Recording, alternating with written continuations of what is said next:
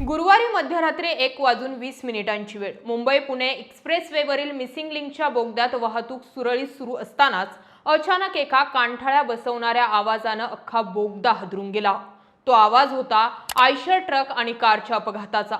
Fortuner सारखी अत्यंत दणकट आणि सुरक्षित मानली जाणारी लक्झरी कार एखाद्या कागदाला चुरगळून टाकावी अशी चक्काचूर झाली होती, तर समोर असलेला आयशर ट्रक थेट रस्त्यावर आडवा झाला होता।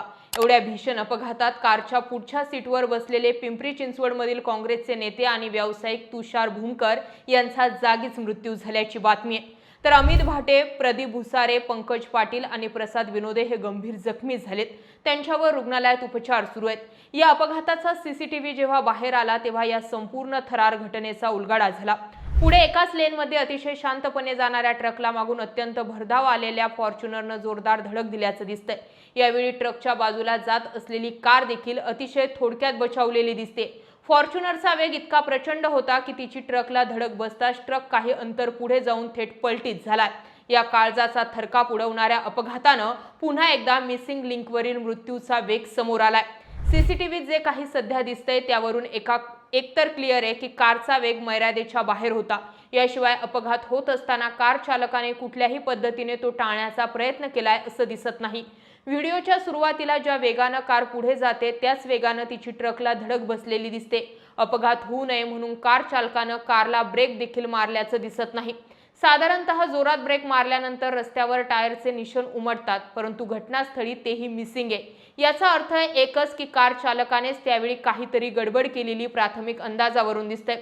त्यामुळे हा अपघात नेमका का घडला, मिसिंग लिंक मार्ग वाहन चालकांसाठी मृत्यूचा सापळा कसा बनतोय हे समजून घेणं गरजेचं आहे। मध्यरात्रीच्या सुमारास घडलेल्या या भीषण अपघाताचे दृश्य बोगद्यातील सीसीटीव्ही कॅमेऱ्यात कैद झालंय। ते पाहून कोणाच्याही अंगावर शहारे आल्याशिवाय राहणार नाहीत, इतका हा भीषण अपघात घडलाय। तुषार भूमकर हे आपल्या सहकाऱ्यांसह MH14 MG 0007 या क्रमांकाच्या एका काळ्या रंगाच्या फॉर्च्युनर कारने पुण्याहून मुंबईच्या दिशेने निघाले होते। बोगद्याच्या आत रस्ता पूर्णपणे मोकळा आणि गुळगुळीत असल्यानं कारचा वेग मर्यादा ओलांडून किमान 100 ते 120 च्या पुढे गेल्याचं व्हिडिओतून दिसतंय। याच दरम्यान बोगद्याच्या आतून पुढे चाललेल्या एका भाजीपाल्याचा आयशर मालवाहू ट्रकला या भरधाव फॉर्च्युनर कारने पाठीमागून जोरदार धडक दिली। हा आघात इतका प्रचंड होता की अपघाताच्या तीव्रतेमुळे तो भला मोठा आयशर ट्रक रस्त्यावर पलटी झाला, तर दुसरीकडे सुरक्षेच्या दृष्टीने अत्यंत मजबूत समजल्या जाणाऱ्या फॉर्च्युनर कारचा पुढील भागाचा अक्षरशः चुराडा झालाय। कारचे इंजिन केबिनमध्ये घुसलं आणि गाडीचे पत्रे चिपून आतमध्ये बसलेल्यांना लागल्याचं दिसतंय। चालकाच्या शेजारील सीटवर बसलेले तुषार भूमकर हे कारच्या पत्र्यांमध्ये आणि डॅशबोर्डमध्ये चिरडले गेले, त्यामुळे ते जागीच ठार झाल्याची प्राथमिक माहिती आहे। कारमधील इतर 4 प्रवासी, कार चालक आणि टेम्पोचा क्लीनर असे एकूण 6 जण गंभीर जखमी झालेत। अपघातानंतर बोगद्यात केवळ चक्काचूर झालेल्या गाड्यांचे अवशेष, तुटलेले टायर आणि काचांचा खच विखुरलेला दिसतोय। अपघाताचा आवाज बोगद्यात घुमल्यानंतर तिथून जाणाऱ्या इतर वाहन चालकांनी तात्काळ गाड्या थांबवल्या आणि मदतीसाठी धाव घेतली। मात्र फॉर्च्युनर कारची दुरावस्था एवढी भयानक झाली होती की साध्या हातांनी कोणालाही बाहेर काढणं अशक्य होतं। बोगद्यातील ऑटोमॅटिक सिस्टमद्वारे कंट्रोल रूमला याची माहिती मिळताच अवघ्या 10 ते 15 मिनिटात महामार्ग सुरक्षा पोलीस, लोणावळा पोलीस, आपत्कालीन पथक आणि IRBचे रेस्क्यू पथक क्रेन आणि कटरसह घटनास्थळी दाखल झाले। बचाव कार्य अत्यंत गुंतागुंतीचं आणि थरारक होतं। कारचे पत्रे इतके चेपले गेले की जखमी आत अडकून पडले होते।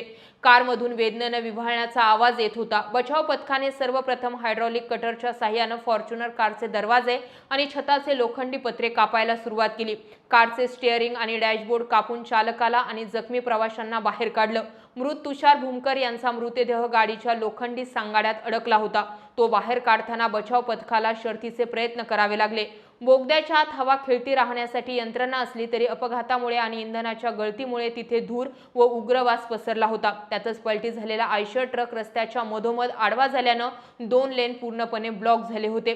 जखमी 6 जणांना तात्काळ वेगवेगळ्या वाहनांद्वारे आणि रुग्णवाहिकेने जवळच्या खासगी रुग्णालयात हलवण्यात आलं, जिथे काहींची प्रकृती अद्यापही अत्यंत चिंताजनक असल्याचं सांगण्यात येतंय।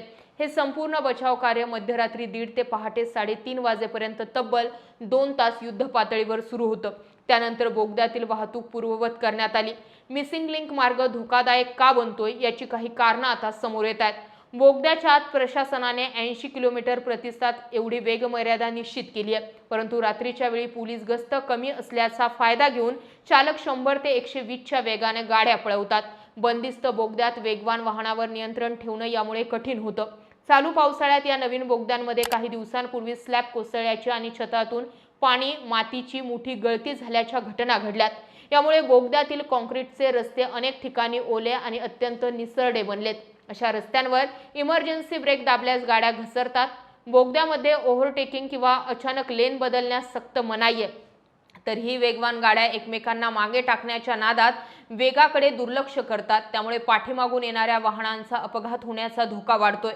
बोगद्याच्या आत एखादे वाहन खराब झाल्यास किंवा दुरुस्तीचे काम सुरू असल्यास मागून येणाऱ्या वेगवान वाहनांना सावध करण्यासाठी पुरेशी डिजिटल सुरक्षा चिन्हे किंवा रिफ्लेक्टर लावले जात नाही, ज्यामुळे रात्रीच्या वेळी पाठीमागील वाहने आदळतात. मिसिंग लिंकवर वाहनांच्या वेगावर मर्यादा घालण्यात आल्या असल्या तरी मध्यरात्रीच्या वेळी यावर नियंत्रण ठेवण्यासाठी सक्षम यंत्रणा प्रशासनाकडे दिसत नाही. काल मध्यरात्री झालेल्या अपघातातून हे अधिकच स्पष्ट झालंय. दरम्यान या अपघाताची आणखी काही वेगळी कारणं होती का या संदर्भातील तपास होतच राहील. मात्र पिंपरी चिंचवडमधील वाकडमधील विशेषतः हे तरुण होते अशी माहिती प्राथमिकरित्या समजते. यातील एकाला आपला जीव गमवावा लागला. घडलेली घटना मात्र धक्कादायक आहे. मिसिंग लिंक दिवसेंदिवस मृत्यूचा सापळा बनत चाललेली आहे. या मिसिंग लिंकच्या अपघाताच्या शर्यतीबाबत तुम्ही काय म्हणणार? सर्वस्वी चूक लोकांचीच आहे की मिसिंग लिंक मध्येच काही फॉल्ट आहे? कमेंट जरूर करा. जय महाराष्ट्र.